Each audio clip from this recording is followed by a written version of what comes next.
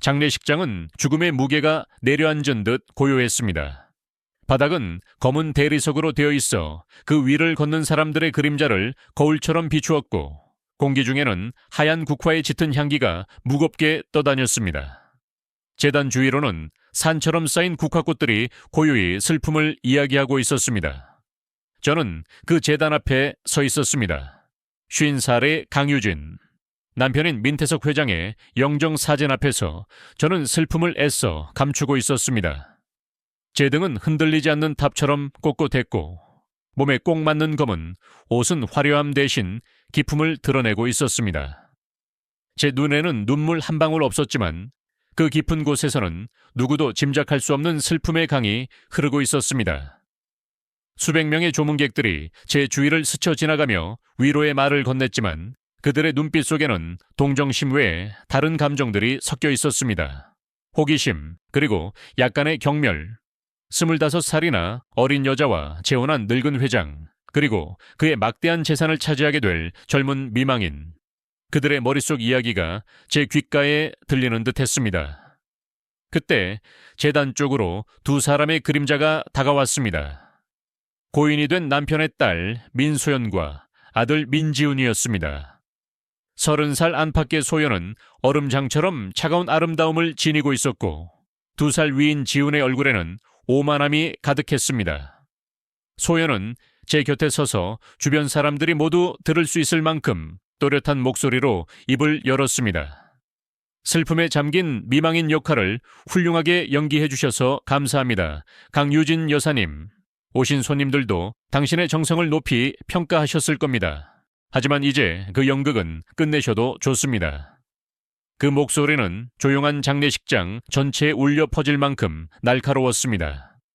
주변의 속삭임이 순간 뚝 그쳤습니다. 모든 사람의 시선이 마치 무대 위의 배우를 향하듯 저에게로 쏠렸습니다. 저는 아무 말 없이 소연을 바라보았습니다. 지훈이 한 걸음 더 다가서며 비웃음을 머금고 말을 이었습니다. 아버지는 돌아가셨습니다. 이제 이 집안에서 당신의 역할은 끝났다는 말입니다. 저희 기사가 원하시는 곳 어디든 모셔다 드릴 겁니다. 짐은 나중에 사람을 시켜 보내드리죠. 그것은 정중한 제안의 형식을 띤 가장 잔인한 추방 선고였습니다. 남편의 천이채 식기도 전에 그의 자식들은 저를 벌레처럼 내쫓으려 하고 있었습니다. 수많은 사람들 앞에서 저에게 공개적인 망신을 주며 제가 이 집안에 더 이상 발붙일 곳이 없음을 선포하는 것이었습니다. 저는 그들의 시선을 받으며 조용히 남편의 영정사진을 바라보았습니다. 사진 속 그는 언제나처럼 따뜻하게 웃고 있었습니다. 그 미소를 보며 저는 마음속으로 약속했습니다. 당신이 남긴 것을 지켜내겠다고. 저는 아무 말 없이 작게 고개를 끄덕였습니다. 그리고는 천천히 몸을 돌려 장례식장 문을 향해 걸어갔습니다. 아무도 저를 붙잡지 않았습니다. 등 뒤로 쏟아지는 수백 개의 눈동자가 느껴졌지만 저는 조금도 움츠러들지 않았습니다. 그들은 제가 눈물을 흘리며 애원하거나 분노에 차 소리치기를 기대했겠지요. 하지만 제게 남은 것은 그런 값싼 감정들이 아니었습니다. 장례식장 문을 열고 밖으로 나서자 차가운 밤 공기가 얼굴에 와 닿았습니다. 제 앞에는 낡은 택시가 아닌 칠흑같이 검고 윤이 나는 고급 세단 한 대가 조용히 서 있었습니다. 운전기사가 재빨리 차에서 내려 뒷좌석 문을 열며 깊이 고개를 숙였습니다. 어디로 모실까요, 회장님? 그 한마디에 제 주위의 공기가 변했습니다. 저는 차에 오르며 처음으로 차갑고 단단한 목소리를 냈습니다. 집으로 가요. 꼭대기층 집으로. 차는 부드럽게 미끄러지듯 출발했습니다. 창밖으로 멀어지는 장례식장의 불빛을 보며 저는 나지막이 읊조렸습니다. 그들은 제 인생의 마지막 장을 덮고 있다고 생각했겠지요. 하지만 그들은 몰랐습니다. 그 책 전체를 쓴 사람이 바로 저였다는 사실을 말입니다. 차가운 도시의 밤 징세, 이 한눈에 들어오는 넓은 유리창 앞에 섰습니다. 제 집, 제가 스스로의 힘으로 이룬 왕국의 가장 높은 곳이었습니다. 제 이야기가 어떻게 여기까지 왔는지 들려드리기 전에 잠시 숨을 고르고 싶습니다. 혹시 지금 제 이야기를 듣고 계신다면 화면 아래 구독 버튼을 눌러주세요. 매주 저는 어둠 속에서도 빛을 잃지 않은 사람들의 진솔한 삶을 전해드립니다. 그리고 댓글에 어느 고장에서 제 이야기를 듣고 계신지 남겨주시면 저에게는 큰 힘이 될 겁니다. 여러분의 따뜻한 마음 하나하나가 저를 계속 나아가게 합니다. 이제 시간을 거슬러 올라가 보겠습니다. 그들은 저를 늙은 남편의 재산을 노린 꽃뱀으로 보았지만 제 이야기는 그들이 상상조차 할 수 없는 아주 먼 과거에서 시작되었습니다. 지금으로부터 32해 전 저는 19살의 꽃다운 처녀였습니다. 세상의 모든 것이 아름답게만 보였던 그 시절, 제게는 사랑하는 사람이 있었습니다. 그리고 그 사랑의 결실로 제 뱃속에는 새로운 생명이 자라고 있었습니다. 하지만 제가 임신 소식을 전했을 때 영원을 약속했던 남자는 그림자처럼 사라져 버렸습니다. 마치 처음부터 존재하지 않았던 사람처럼 말입니다. 더 큰 절망은 가족에게서 찾아왔습니다. 결혼도 하지 않은 딸이 아이를 가졌다는 사실은 체면을 목숨처럼 여기던 저희 집안의 엄청난 수치였습니다. 아버지는 불같이 화를 내셨고 어머니는 눈물만 흘리셨습니다. 결국 저는 낡은 가방 하나만 든 채 집에서 쫓겨났습니다. 차가운 골방에서 저는 혼자 10달을 버텼습니다. 낮에는 식당에서 그릇을 닦고 밤에는 편의점에서 물건을 팔며 뱃속의 아이를 지키기 위해 안간힘을 썼습니다. 그리고 마침내 세상에서 가장 아름다운 제 아들이 태어났습니다. 하지만 기쁨도 잠시, 현실은 너무나도 혹독했습니다. 갓난아기를 품에 안고 할 수 있는 일은 없었고 통장 잔고는 바닥을 드러냈습니다. 아이가 배고파 울 때마다 제 심장은 갈기갈기 찢어지는 듯했습니다. 며칠 밤낮을 고민한 끝에 저는 평생을 후회할 결정을 내렸습니다. 제 품에서는 굶주릴 수밖에 없는 이 아이를 더 좋은 환경에서 자라게 해줘야겠다고. 그것이 어미로서 제가 해줄 수 있는 마지막 사랑이라고 스스로를 속였습니다. 저는 갓난아들인 제 아이를 하얀 강보에 소중히 쌓아안고 이른 새벽에 찬 공기를 가르며 걸었습니다. 제 발걸음이 멈춘 곳은 한 보육원 앞이었습니다.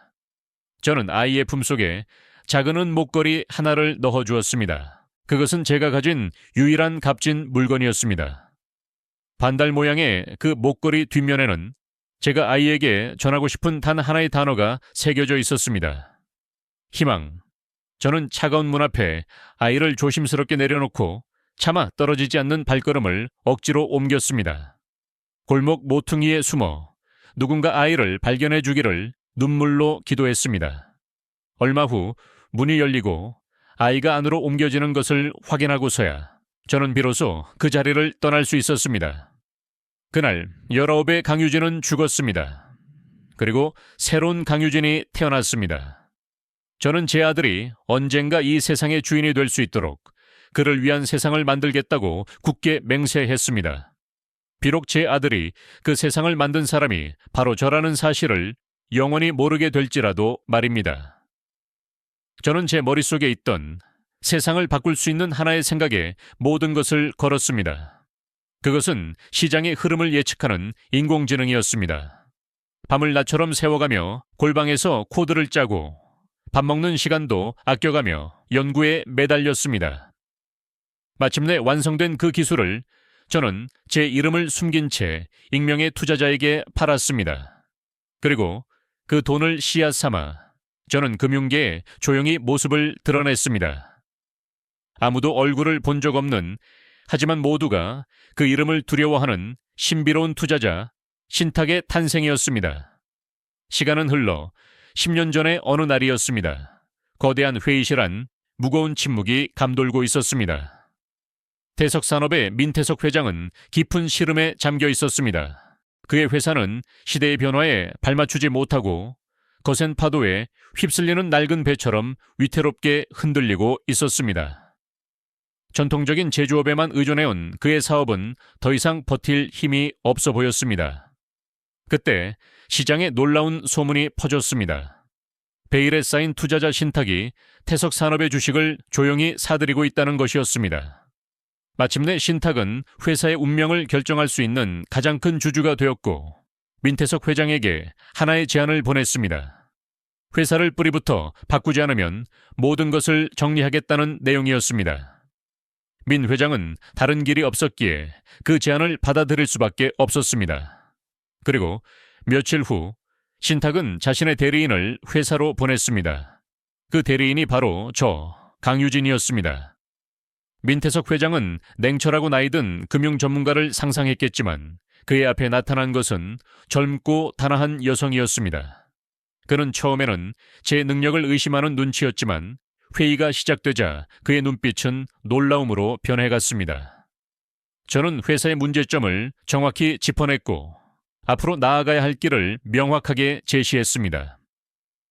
저의 날카로운 분석과 대담한 전략에 회의실에 모인 모든 임원들은 입을 다물지 못했습니다. 그날 이후 저는 민 회장의 곁에서 회사를 살리기 위해 모든 것을 쏟아부었습니다. 밤낮을 가리지 않고 일하며 낡은 시스템을 허물고 새로운 기술을 도입했습니다. 저의 노력 덕분에 태석 산업은 기적처럼 다시 일어서기 시작했고 몇 해 지나지 않아 이전보다 훨씬 더 크고 강한 기술 기업으로 거듭났습니다. 그 과정에서 민태석 회장은 저의 지성과 열정에 깊이 매료되었습니다. 그는 제게서 단순한 사업 동반자를 넘어 인생의 동반자를 보았던 것 같습니다. 어느 날 저녁, 그는 저에게 조심스럽게 마음을 고백했습니다. 유진 씨, 당신은 내 인생의 전부였던 회사를 구했을 뿐만 아니라 죽어가던 내 마음까지 되살려 주었소. 부디 내 아내가 되어 남은 인생을 함께 해주시오. 그의 진심 어린 고백에 제 마음은 흔들렸습니다. 하지만 저는 망설일 수밖에 없었습니다. 회장님의 자녀분들이 저를 받아들이지 않을 겁니다. 그의 자녀인 지훈과 소연은 저를 처음부터 경계의 눈빛으로 바라보았습니다. 그들에게 저는 아버지를 홀린 젊은 여자일 뿐이었습니다. 민 회장은 제 손을 잡으며 말했습니다. 그 아이들도 내 선택을 존중해 줄 거요. 내가 그 아이들을 언제나 존중했던 것처럼 말이오. 결국 저는 그의 청혼을 받아들였습니다. 하지만 결혼식 날 지훈과 소연의 얼굴에는 축하의 미소 대신 차가운 냉기가 흘렀습니다. 그들은 아버지가 노망이 들었다고 굳게 믿고 있었습니다. 결혼 후 첫 가족 식사 자리에서 소연은 날카로운 목소리로 제게 경고했습니다. 당신이 알아두셔야 할 게 있어요. 이 태석이라는 이름은 저희 어머니께서 남기신 고귀한 유산입니다. 그 이름에 흠집을 내려는 어떤 시도도 저희는 용납하지 않을 겁니다. 지훈 역시 비웃으며 거들었습니다. 아버지의 돈을 마음껏 즐기시는 건 좋습니다, 강 여사님. 하지만 가족이나 회사 일에는 함부로 끼어들지 마시죠. 당신이 나설 자리가 아니니까요. 저는 그들의 가시 돋친 말을 묵묵히 받아 넘겼습니다. 그들의 모욕은 제게 상처가 되지 않았습니다. 왜냐하면 저는 지훈을 볼 때마다 다른 것을 보고 있었기 때문입니다. 오만한 젊은 후계자가 아닌 제가 잃어버린 아들의 모습을. 저는 언젠가 우연히 그의 와이셔츠 깃 사이로 살짝 보이는 은색 체인을 보았습니다. 그 순간 제 심장은 멎는 듯 했습니다. 혹시나 하는 마음에 저는 그가 어렸을 때 보육원에서 입양되었다는 사실을 조용히 알아보았습니다. 그리고 모든 것이 확실해졌습니다. 민지훈, 그는 바로 제가 희망이라는 단어를 새긴 반달 목걸이를 걸어주었던 제 아들이었습니다. 저는 제 아들 곁에 머물기 위해 그 어떤 수모도 견뎌낼 수 있었습니다. 행복한 시간은 길지 않았습니다. 결혼 생활이 안정될 무렵 남편인 민태석 회장의 건강이 눈에 띄게 나빠지기 시작했습니다. 마치 오랜 세월 회사를 위해 쏟아부었던 열정이 그의 생명력을 모두 태워버린 듯 했습니다. 그는 병원에 입원하는 날이 잦아졌고 회사의 중요한 결정들은 점차 그의 손을 떠나게 되었습니다. 지훈과 소연은 아버지의 건강 악화를 기회로 삼았습니다. 그들은 아버지를 돌본다는 명목 아래 저를 회사 경영에서 철저히 배제하기 시작했습니다. 제가 수년간 공들여 추진해온 중요한 사업들은 하나둘씩 중단되었고 저를 따르던 유능한 직원들은 다른 부서로 뿔뿔이 흩어졌습니다. 그들은 아버지가 이룬 모든 것을 자신들의 것으로 만들기 위해 마치 약속이나 한 듯이 움직였습니다. 어느 날 저는 회사 복도에서 지훈과 마주쳤습니다. 저는 그에게 제가 가장 아끼던 사업인 신세기 계획을 왜 갑자기 중단시켰는지 물었습니다. 그것은 남편이 마지막까지 지지해 주었던 회사의 미래가 걸린 중요한 일이었습니다. 지훈은 저를 위아래로 훑어보더니 코웃음을 쳤습니다. 아버지께서는 편찮으셔서 제대로 된 판단을 하실 수 없었습니다. 당신이 서명하라고 내민 서류가 무엇인지도 모르고 도장을 찍으셨을 겁니다. 이제 이 회사에서 당신의 시간은 끝났습니다, 강 여사님. 이제부터는 아버지의 간병인이나 식단을 챙기는 일에나 신경 쓰시죠. 그게 당신이 가장 잘할 수 있는 일일 테니까요. 그의 목소리에는 저에 대한 깊은 멸시가 담겨 있었습니다. 아들이라는 사실을 모르는 척하며 그의 무례함을 견디는 것은 제 마음을 칼로 베는 것처럼 고통스러운 일이었습니다. 저는 남편에게 이 모든 상황을 알리고 싶었지만 병상에 누워있는 그는 너무나도 쇠약해져 있었습니다. 지훈과 소연은 아버지를 위하는 척하며 외부인의 접근을 막았고 저는 아내임에도 불구하고 남편을 만나는 것조차 자유롭지 못했습니다. 저는 유리창 너머로 남편의 유산을 갈갈이 찢고 있는 그의 자식들을 무력하게 지켜볼 수밖에 없었습니다. 특히 지훈의 행동은 더욱 잔인했습니다. 그는 마치 세상의 모든 분노를 저에게 쏟아내는 것 같았습니다. 어쩌면 그는 자신도 모르는 사이에 자신을 버린 어미에 대한 원망을 제게 표출하고 있었는지도 모릅니다. 어느 깊은 밤 저는 간신히 허락을 받아 남편의 병실을 지키고 있었습니다. 잠시 의식을 되찾은 남편은 힘겹게 제 손을 잡았습니다. 그의 손은 앙상하고 차가웠지만 저를 잡는 힘만은 강하게 느껴졌습니다. 그 아이들을 용서하시오. 그들은 아직 아무것도 모르오. 당신은 그 아이들보다 훨씬 강한 사람이오. 약속해 주시오.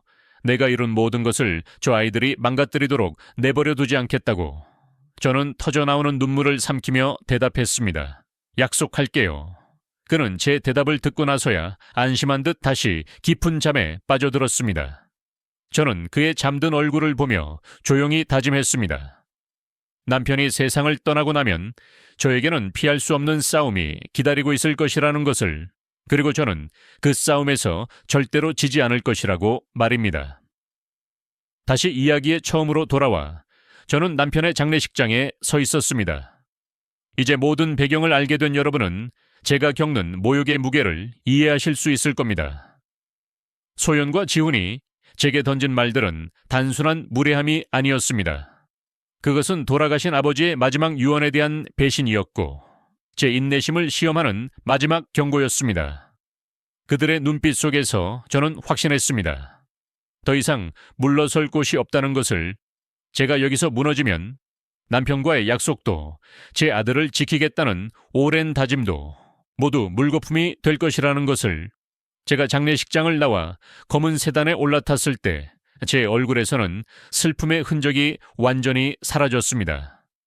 그 자리에는 차가운 분노와 강철 같은 결심만이 남아 있었습니다. 남편을 잃은 슬픔은 이제 복수를 향한 뜨거운 에너지로 변해가고 있었습니다. 제 꼭대기층 집에 도착하자마자 저는 단 한 통의 전화를 걸었습니다. 수화기 너머에는 오랫동안 저의 법률 대리인이자 유일한 조력자였던 최 변호사가 있었습니다. 그의 목소리는 언제나처럼 차분했습니다.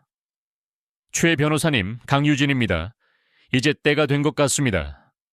최 변호사는 제 목소리만 듣고도 모든 상황을 짐작한 듯 짧게 대답했습니다.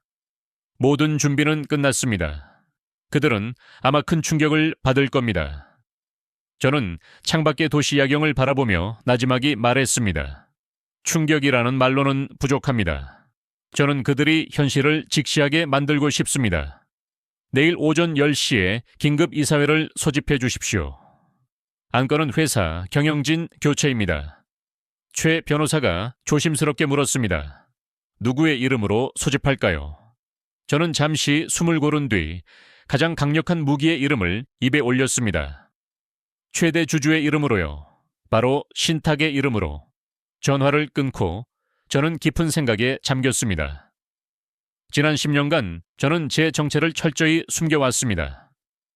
남편의 명예를 지켜주고 싶었고 무엇보다 제 아들인 지훈이 아버지를 자랑스럽게 여기며 성장하기를 바랐기 때문입니다. 하지만 이제 모든 것을 드러내야 할 시간이 왔습니다. 지훈과 소연은 자신들이 당연히 회사의 주인이 될 것이라고 믿고 있을 겁니다. 그들은 신탁이라는 존재가 언제나처럼 자신들의 편에 서줄 것이라고 착각하고 있을 겁니다. 그들은 자신들이 지금껏 싸워온 상대가 자신들이 그토록 무시하고 경멸했던 새어머니였다는 사실을 꿈에도 상상하지 못할 것입니다. 내일 아침 회의실 문이 열리는 순간 그들의 세계는 완전히 무너져 내릴 것입니다. 저는 그들의 절망적인 얼굴을 떠올리며 조용히 미소 지었습니다. 이것은 복수가 아닙니다. 모든 것을 제자리로 돌려놓는 과정일 뿐입니다. 이제 진짜 놀이가 시작될 시간이었습니다. 다음 날 아침 태석산업의 이사회 회의실에는 긴장감이 감돌았습니다. 지훈과 소연은 마치 승리한 장군처럼 회의 테이블의 가장 높은 자리에 앉아 있었습니다. 그들은 오늘 이사회가 자신들의 승리를 공식적으로 인정하는 자리라고 굳게 믿고 있었습니다. 지훈을 새로운 회장으로 추대하고 회사를 완전히 장악하기 위한 마지막 절차라고 생각했던 것입니다. 이사들이 모두 자리에 앉고 회의가 시작되려던 바로 그 순간 회의실 문이 조용히 열렸습니다. 모든 사람의 시선이 문 쪽으로 쏠렸습니다. 문 앞에는 어제의 슬픔을 모두 벗어던진 제가 서 있었습니다. 저는 더 이상 슬픔에 잠긴 미망인이 아니었습니다. 머리부터 발끝까지 저는 거대한 기업을 이끄는 지도자의 위엄을 풍기고 있었습니다. 제 뒤에는 최 변호사가 서류 가방을 든 채 조용히 따라 들어왔습니다. 소연이 자리에서 벌떡 일어나며 날카롭게 소리쳤습니다. 당신이 여긴 어쩐 일이죠? 경비는 뭘 하고 있는 거야? 그녀의 목소리에는 당혹감과 분노가 섞여 있었습니다. 최 변호사가 회의실 중앙으로 걸어 나오며 낮은 목소리로 말했습니다. 모두 조용히 해 주십시오. 오늘 긴급 이사회는 회사의 주식 65%를 보유한 최대 주주의 요청으로 소집되었습니다. 지훈은 여유로운 미소를 지으며 의제 등을 기댔습니다. 그는 모든 상황을 자신에게 유리하게 해석하고 있었습니다. 우리는 이미 알고 있습니다. 그 투자자는 바로 신탁이지요. 신탁은 언제나 아버지의 경영 방식을 지지해왔으니 당연히 우리 편일 겁니다. 그의 목소리에는 승자의 오만함이 가득했습니다. 최 변호사는 지훈의 말을 끝까지 들은 뒤 안경을 고쳤으며 말을 이었습니다. 신탁은 언제나 회사의 이익을 위해 행동해왔습니다. 그리고 오늘 회사의 안정과 성장을 위해 새로운 회장을 임명하기로 결정했습니다. 여러분께 신탁의 설립자이자 유일한 소유주를 소개해 드리겠습니다. 최 변호사는 천천히 옆으로 한 걸음 물러서며 저를 가리켰습니다. 회의실의 모든 공기가 순간 얼어붙는 듯 했습니다. 바로 강유진 여사님이십니다. 그 말이 떨어지는 순간 회의실에는 숨 막히는 정적이 흘렀습니다. 지훈과 소연의 얼굴은 믿을 수 없다는 표정으로 하얗게 굳어갔습니다. 그들의 눈동자는 저와 최 변호사 사이를 미친 듯이 오갔습니다. 마치 눈앞의 현실을 부정하려는 듯 말입니다. 저는 그들의 충격받은 얼굴을 천천히 둘러보며 회의 테이블의 가장 높은 자리, 조금 전까지 지훈이 앉아있던 그 의자를 향해 걸어갔습니다. 저는 그의 눈을 똑바로 쳐다보며 조용하지만 누구도 거역할 수 없는 목소리로 말했습니다. 일어나요. 그 자리는 내 자리입니다. 지훈은 마치 홀린 사람처럼 자리에서 일어났습니다. 저는 그의 자리에 앉아 회의실 전체를 둘러보았습니다. 그리고는 나지막이 선언했습니다. 자, 그럼 이사회를 시작하겠습니다. 첫 번째 안건은 바로 여러분의 해고입니다. 그 순간 회의실의 공기는 칼날처럼 날카로워졌습니다. 제 선언은 단순한 해고 통보가 아니라 그들이 쌓아 올린 오만과 특권의 성벽을 무너뜨리는 거대한 망치와도 같았습니다. 소연의 얼굴은 종이처럼 하얗게 질렸고 그녀의 입술은 무언가 말을 하려는 듯 달싹였지만 아무런 소리도 내지 못했습니다. 지훈의 얼굴에서는 충격이 순식간에 거치고 그 자리에는 이글거리는 분노가 타오르기 시작했습니다. 그는 주먹을 꽉 쥔 채 저를 노려보았지만 저는 그의 시선을 피하지 않고 차갑게 응수했습니다. 그날의 이사회는 그렇게 제 일방적인 선언으로 허무하게 끝이 났습니다. 이사들은 겁에 질린 채 서둘러 흩어졌고 회의실에는 저와 최 변호사 그리고 망연자실한 지훈과 소연만이 남았습니다. 저는 더 이상 그들에게 아무 말도 하지 않고 자리에서 일어나 남편이 평생을 바쳤던 회장실로 향했습니다. 그날 저녁 저는 남편의 흔적이 고스란히 남아있는 회장실 의자에 깊숙이 몸을 묻고 있었습니다. 묵직한 나무 책상과 벽을 가득 채운 책들, 그리고 창밖으로 펼쳐진 도시의 불빛까지 모든 것이 남편의 숨결을 느끼게 했습니다. 그때 회장실 문이 거칠게 열리며 지훈이 뛰어들어왔습니다. 그의 얼굴은 분노와 절망으로 완전히 일그러져 있었습니다. 마녀 같은 여자. 처음부터 전부 계획이었어. 순진한 아버지를 속이고 우리 집에 들어와서 모든 걸 빼앗을 계획이었던 거야. 그는 이성을 잃은 짐승처럼 울부짖으며 책상 위로 달려들었습니다. 그는 손에 잡히는 서류들을 공중으로 집어 던졌습니다. 종이들이 눈처럼 흩날리는 와중에 그의 손이 책상 한쪽에 놓여있던 작은 벨벳 상자를 스쳤습니다. 상자는 바닥으로 떨어지며 둔탁한 소리를 냈고 그 안에서 은색으로 빛나는 무언가가 굴러나왔습니다. 그것은 바로 반달 모양의 은 목걸이였습니다. 저는 순간 숨을 멈췄습니다. 떨리는 손으로 바닥에 떨어진 목걸이를 주워 들었습니다. 지훈은 잠시 행동을 멈추고 그것을 바라보았습니다. 저는 천천히 자리에서 일어나 그에게 다가갔습니다. 네 아버지는 바보가 아니었어. 그는 내가 누구인지, 내가 신탁이라는 사실을 우리가 결혼하기 전부터 이미 알고 계셨다. 그분은 내 젊음이나 아름다움이 아니라 이 회사를 살려낸 내 머리를 사랑하셨던 거야. 제 목소리는 낮고 차분했지만 그 안에는 슬픔이 깃들어 있었습니다. 그리고 나는 돈 때문에 그분과 결혼한 게 아니야. 나는 이미 네가 상상할 수 있는 것보다 훨씬 더 많은 것을 가지고 있었으니까. 내가 그분과 결혼한 이유는 바로 너 때문이었어. 저는 제 블라우스 속에 감춰두었던 목걸이를 꺼내 보였습니다. 그것은 반달 모양의 빈 공간이 있는 둥근 보름달 모양의 목걸이였습니다. 제가 그의 반달 목걸이를 그 빈 공간에 가져다 대자 두 조각은 마치 한 몸이었던 것처럼 완벽하게 하나가 되었습니다.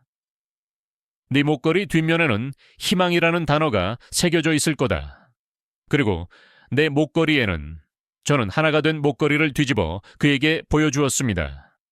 그곳에는 용서라는 두 글자가 선명하게 새겨져 있었습니다. 지훈의 눈동자가 세차게 흔들리기 시작했습니다. 그의 분노에 찬 얼굴은 점차 믿을 수 없다는 표정으로 그리고 이내 처절한 깨달음으로 변해갔습니다. 그는 자기도 모르게 손을 들어 자신의 와이셔츠 안쪽 늘 목걸이가 걸려있던 가슴 부분을 움켜쥐었습니다.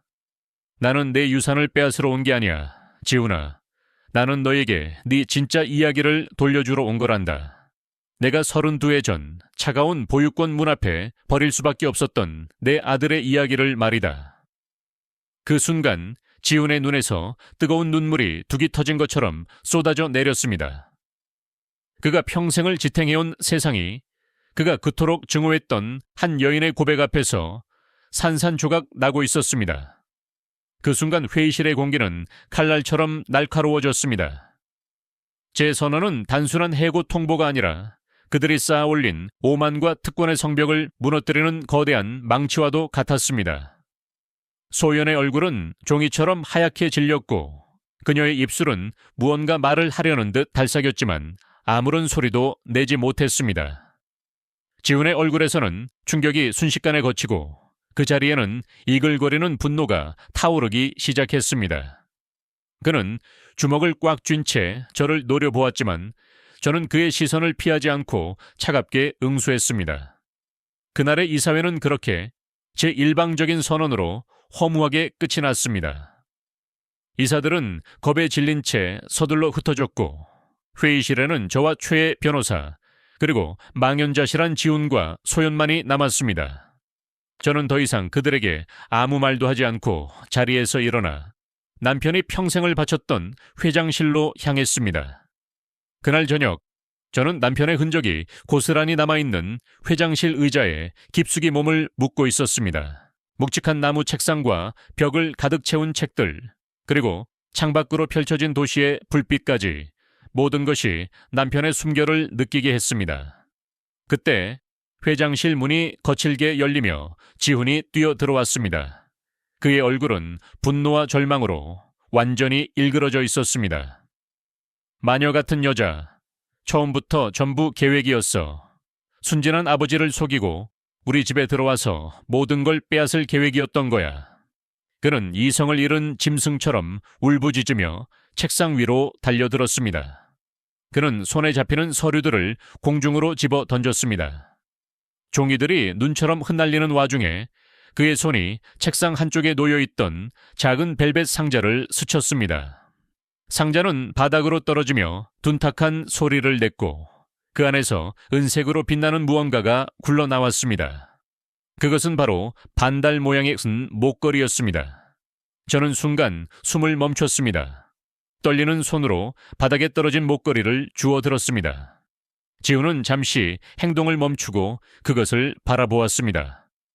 저는 천천히 자리에서 일어나 그에게 다가갔습니다. 네 아버지는 바보가 아니었어. 그는 내가 누구인지, 내가 신탁이라는 사실을 우리가 결혼하기 전부터 이미 알고 계셨다. 그분은 내 젊음이나 아름다움이 아니라 이 회사를 살려낸 내 머리를 사랑하셨던 거야. 제 목소리는 낮고 차분했지만 그 안에는 슬픔이 깃들어 있었습니다. 그리고 나는 돈 때문에 그분과 결혼한 게 아니야. 나는 이미 네가 상상할 수 있는 것보다 훨씬 더 많은 것을 가지고 있었으니까. 내가 그분과 결혼한 이유는 바로 너 때문이었어. 저는 제 블라우스 속에 감춰두었던 목걸이를 꺼내 보였습니다. 그것은 반달 모양의 빈 공간에 있는 둥근 보름달 모양의 목걸이였습니다. 제가 그의 반달 목걸이를 그 빈 공간에 가져다 대자 두 조각은 마치 한 몸이었던 것처럼 완벽하게 하나가 되었습니다. 내 목걸이 뒷면에는 희망이라는 단어가 새겨져 있을 거다. 그리고 내 목걸이에는 저는 하나가 된 목걸이를 뒤집어 그에게 보여주었습니다. 그곳에는 용서라는 두 글자가 선명하게 새겨져 있었습니다. 지훈의 눈동자가 세차게 흔들리기 시작했습니다. 그의 분노에 찬 얼굴은 점차 믿을 수 없다는 표정으로 그리고 이내 처절한 깨달음으로 변해갔습니다. 그는 자기도 모르게 손을 들어 자신의 와이셔츠 안쪽 늘 목걸이가 걸려있던 가슴 부분을 움켜쥐었습니다. 나는 내 유산을 빼앗으러 온 게 아니야, 지훈아. 나는 너에게 네 진짜 이야기를 돌려주러 온 거란다. 내가 32해 전 차가운 보육원 문 앞에 버릴 수밖에 없었던 내 아들의 이야기를 말이다. 그 순간 지훈의 눈에서 뜨거운 눈물이 둑이 터진 것처럼 쏟아져 내렸습니다. 그가 평생을 지탱해온 세상이 그가 그토록 증오했던 한 여인의 고백 앞에서 산산조각 나고 있었습니다. 몇 달의 시간이 흐른 뒤 저는 제가 처음 아들을 떠나보냈던 그 보육원을 다시 찾았습니다. 이제 그곳은 제가 세운 자선재단의 따뜻한 보살핌 아래 아이들의 웃음소리가 가득한 희망의 공간으로 변해 있었습니다. 지훈은 더 이상 오만한 후계자가 아니었습니다. 그는 회사의 모든 직위를 내려놓고 이곳에서 아이들을 돌보는 일을 하며 새로운 삶을 살고 있었습니다. 그는 처음으로 돈이나 명예가 아닌 다른 사람을 돕는 것에서 진정한 기쁨을 찾았습니다. 저를 발견한 지훈이 환한 미소를 지으며 다가왔습니다. 어머니, 그는 이제 그 말을 아주 자연스럽고 따뜻하게 부를 수 있었습니다. 저는 그의 어깨를 두드리며 말했습니다. 잘 지내니 아들? 그는 고개를 끄덕이며 대답했습니다. 네, 저는 태어나서 처음으로 제가 있어야 할 곳에 와 있는 기분입니다. 이런 기회를 주셔서 정말 감사합니다. 우리는 나란히 보육원 마당을 걸었습니다. 가을 햇살 아래 아이들이 뛰노는 모습을 보며 제 마음은 평화로 가득 찼습니다. 때로는 모든 것을 무너뜨려야만 비로소 진정한 것을 다시 세울 수 있다는 것을 저는 깨달았습니다. 제 인생은 길고 험난했지만 저는 단 한순간도 후회하지 않습니다. 저는 제 아들을 되찾았고 피로 맺어진 가족이 아닌 마음으로 이어진 진정한 가족을 얻었기 때문입니다. 오늘 제 이야기가 여러분의 마음에 작은 울림을 주었다면 구독과 좋아요 버튼을 눌러주세요. 여러분의 응원은 저에게 큰 힘이 됩니다. 기억하세요. 다른 사람이 당신을 어떻게 생각하는지는 중요하지 않습니다.